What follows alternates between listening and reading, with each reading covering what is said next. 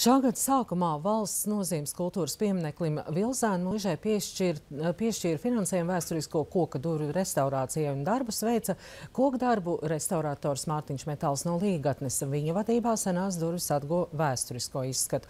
Tagad amata meistars restaurē Smiltenes mācītāju mūža koka durvis, un kā norit šis darbs, Vidzemes televīzija. Mārtiņa Metāla ģimenes uzņēmums ikdienā nodarbojas ar koku materiālu un vasaras māju ražošanu Augšlīgatnē. Ideja pievērsties koka lietu restaurācijai nākusi pavisam negaidīti. Iespējams, uz to pamudinājusi Mārtiņa interesi par senām koka mēbelēm. Es pats certificēts būvdarbu vadītājs būvzraugs, es arī certificējies restaurācijas darba vadīšanā un uzraudzībā. Un kaut kā dabīgi tā sanāk, ja ir galvnieks un tā, tad kaut kādā brīdī kaut ko iemēģinājām un sanāk, kad ir resursi, ar ko to darīt un kur to darīt, un attiecīgi esam sākuši restaurēt vecās durvis un vecos logus. Pirmais vērienīgais restaurācijas projekts bija Vilzēnu mūžas durvis, kuras pirms darba sākšanas bija ļoti traģiskā stāvoklī. Mārtiņa Metāla darbnīcā šopavasar atjaunotas arī Matīša baznīcas koka durvis. Durvis bija vajadzīgs restaurēt. Ārpuse ir arī ļoti labi restaurēt, bet iekšpuse ir pilnīgi no jauna.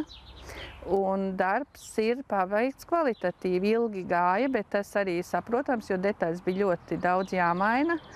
Arī kalumi visi bija jāpārskata. Šobrīd restaurātors strādā jau pie nākamā projekta – Smiltenes mācītāju mūžas koka durvīm, kas arī ir valsts nozīmes kultūras piemineklis, taču pirms darba uzsākšanas bija ļoti sliktā stāvoklī. Tāds mums elements bija palicis.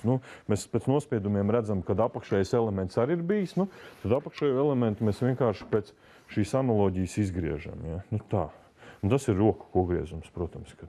Mārtiņš Metāls atzīst, Latvijā ir daudz kultūrvēsturisko objektu, kur laika zobs ir darījis savu, un arī cilvēki nav pratuši vēsturiskās vērtības pienācīgi novērtēt un saglabāt. Īpašnieka pusē nepietrūkst tā resursa, kā es saku, ja jau viņš ir nonācis tik tālu, ka tas piemineklis ir jāglābi, ja, tad jau, tas jau liecina par to, ka viņam nav resursi arī ja tu viņam arī iedos naudu, tad viņš nemācēs to naudu apgūt, ja, jo viņam jau sen saka, reku ņem, un tad jau viņš būtu sen izdarījis, un viņš nebūtu jāglābi. Tiklīdz būs pabeigtas Smiltenes mācītāju mūžas durvis, restaurātors sāks darbu pie Straupes mācītāju mūžas durvju atjaunošanas. Ja izdosies piesaistīt finansējumu, plānots jau krietni vērienīgāks restaurācijas projekts – Straupes koka zvanu torņa atjaunošana. Laura Jansona, Kalvis Kromiņš, Vidzemes televīzija.